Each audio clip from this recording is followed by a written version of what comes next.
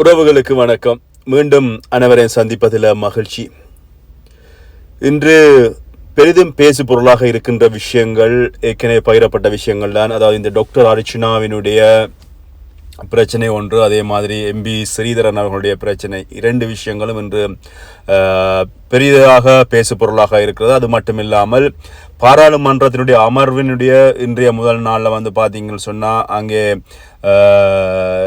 மஹிந்த ராஜபக்ச அவர்களுடைய மகன் நாமல் ராஜபக்ச அவர்களுக்கும் பாதுகாப்பு அமைச்சர் அவர்களுக்கும் இடையிலே பல்வேறுபட்ட காரசாரமான வாக்குவாதங்கள் இடம்பெற்றதை பார்க்கக்கூடியதாக இருந்தது. அது மட்டும் இல்லாமல் குறிப்பிட்ட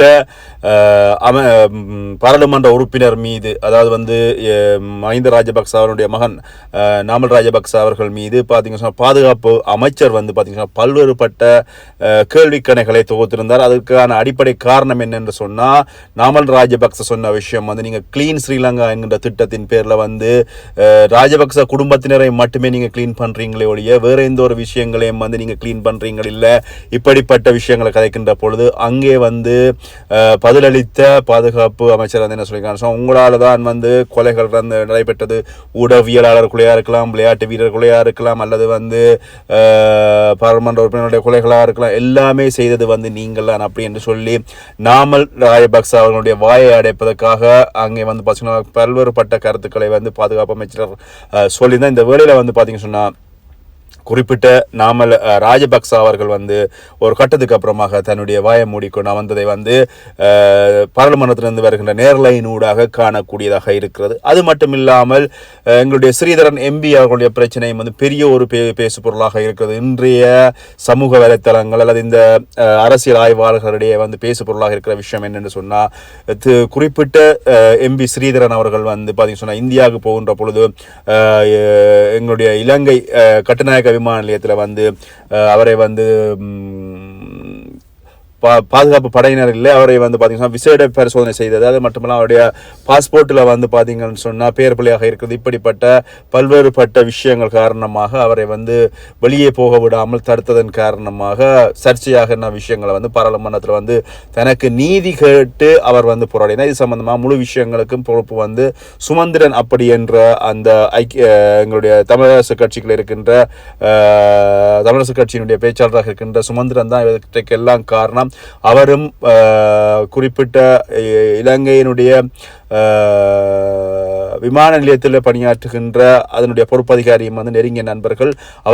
அவர் சொல்லித்தான் இவர் தன்னுடைய பயண தடையை விதித்தார் அப்படின்னு சொல்லி தான் கனடாவிலும் இலங்கையிலிருந்து தடை செய்யப்பட்ட அமைப்புகளோடோ அல்லது தடை செய்யப்பட்ட எந்த ஒரு அமைப்புகளோடும் தான் பேச்சுவார்த்தைக்காக செல்லவில்லை அப்படின்ற விஷயத்தையும் அங்கே பாராளுமன்றத்தில் குறிப்பிட்டது மட்டுமில்லாமல் இவற்றைக்கான முழு ஆதாரங்களையும் நான் சமர்ப்பிக்கிறேன் பாராளுமன்ற சபா நாயகரிடம் அப்படின்ற விஷயத்தையும் திரு ஸ்ரீதரன் எம்பி அவர்கள் சொல்லியிருந்தார். உண்மையில இந்த வேளையில் எம்பி ஸ்ரீதரன் அவர்கள் பார்த்தீங்கன்னா அவர் மீது ஒழுக்க நடவடிக்கை எடுக்கப்படும், அவர் தங்களுடைய கட்சியினுடைய கொள்கைகளுக்கு மீறி செய்யப்படுகிறார் அப்படின்னு சொல்லி ஏற்கனவே இருக்கின்ற பல்வேறுபட்ட பிரச்சனைகளை இப்போ இருக்கின்ற பதில் தலைவராக இருக்கின்ற CV சிவஞானம் அவர்கள் ஸ்ரீதரன் மீது சுட்டி காட்டியமையும் காணக்கூடியதாக இருந்தது. இது மட்டுமில்லாமல் குறிப்பிட்ட சுமந்திரன் அவர்கள் ஒரு கட்டத்தில் ஒரு ஊடகம் ஒன்றுக்கு கேட்கின்ற கேள்வியில் சொல்லியிருந்தார், ஸ்ரீதரன் அவர்கள் கைது செய்யப்பட்டமையோ அல்லது விமான நிலையத்தை தடுத்து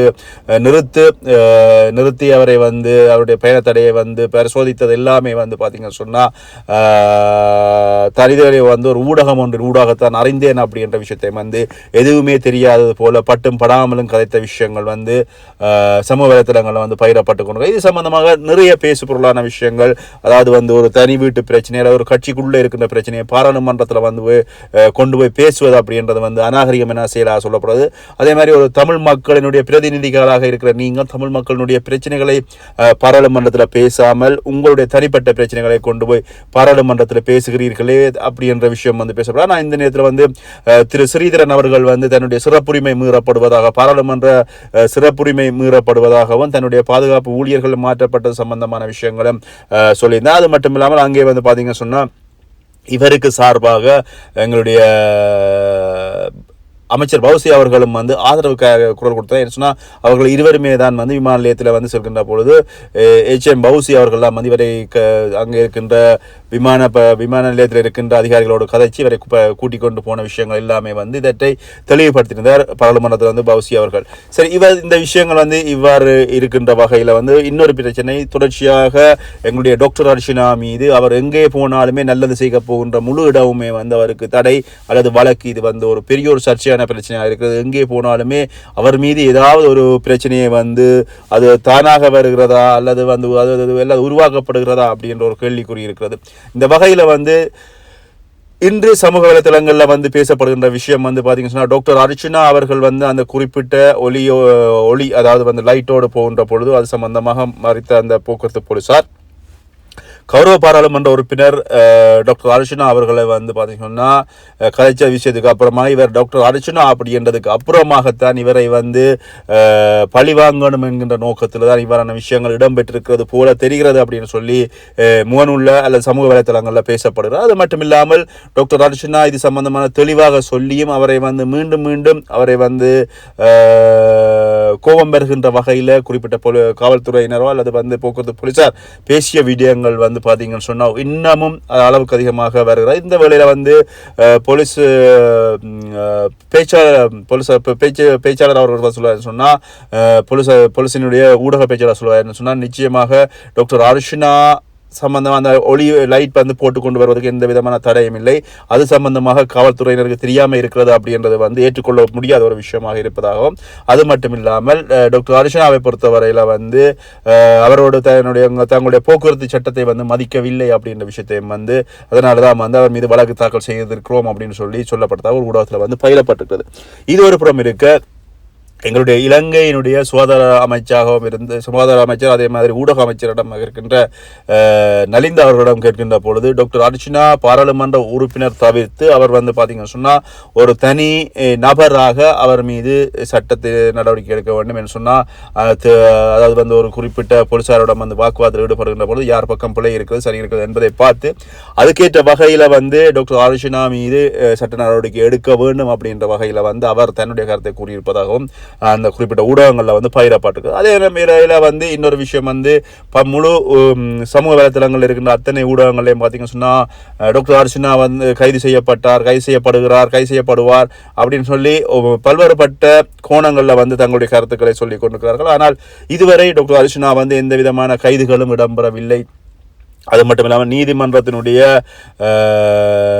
கட்டளை வந்திருக்கிறது. ஆனால் அதுக்கப்புறமாக டாக்டர் அர்ச்சனா தன்னுடைய பக்க நியாயங்களை சொல்கின்ற பொழுது அங்கே வந்து தன்னால் முடிஞ்ச தன்னுடைய சட்டத்திரணி ஊடாக அவர் வந்து தன்னுடைய நியாயங்களை சொல்கின்ற பொழுது அவருக்கான கைதுகள் வந்து இல்லாமல் போல நான் நினைக்கிறேன் விரைவில் வந்து அவர் குறிப்பிட்ட நீதிமன்றத்தில் சென்று தன்னுடைய கருத்துக்களை அல்லது தன்னுடைய சார்பான நியாயத்தை வந்து நீதிபதியிடமோ அல்லது வந்து அங்கே அதுக்கு பொறுப்பாளர்களிடம் வந்து தெரிவிப்பார் அப்படின்னு சொல்லி நான் நினைக்கிறேன். சொன்னால் டாக்டர் அர்ச்சனாவை பொறுத்தவரையில் அவர் வந்து முதல் ஆரம்பத்திலிருந்து அவர் குறிப்பிட்ட போக்குவரத்து போலீசார் இவரோடு முரண்படுகின்ற வரைக்குமே டாக்டர் அர்ச்சனா பொறுமையாக தான் கைதிருக்கார். அதற்கான வீடியோவை டாக்டர் அர்ச்சனா பயந்துட்டார். ஆனால் அதுக்கப்புறமாக இப்போ வருகின்ற வீடியோக்கள் எல்லாமே வந்து எடிட் பண்ணினதா கட் பண்ணதா என்னவோ தெரியவில்லை.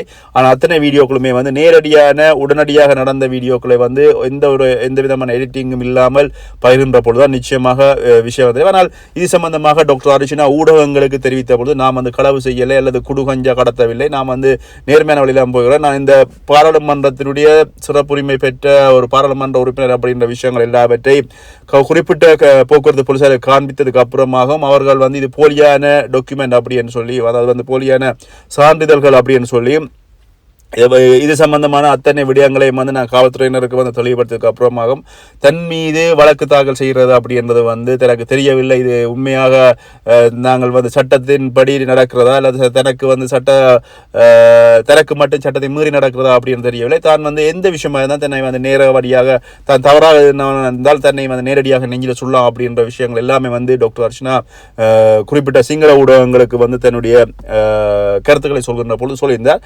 ஆனால் உண்மையில இதுவரைக்கும் டாக்டர் அர்ச்சனாவை பொறுத்தவரை கைது செய்யப்படவில்லை. அவர் வந்து நாளை காலை பாராளுமன்றம் செல்கிறாரா, இல்லை வந்து நாளை காலை தான் பாராளுமன்றத்தில் அவர் பேசுவதற்கான நேரம் ஒதுக்குவது சம்பந்தமான பிரச்சனை இருக்கிறது.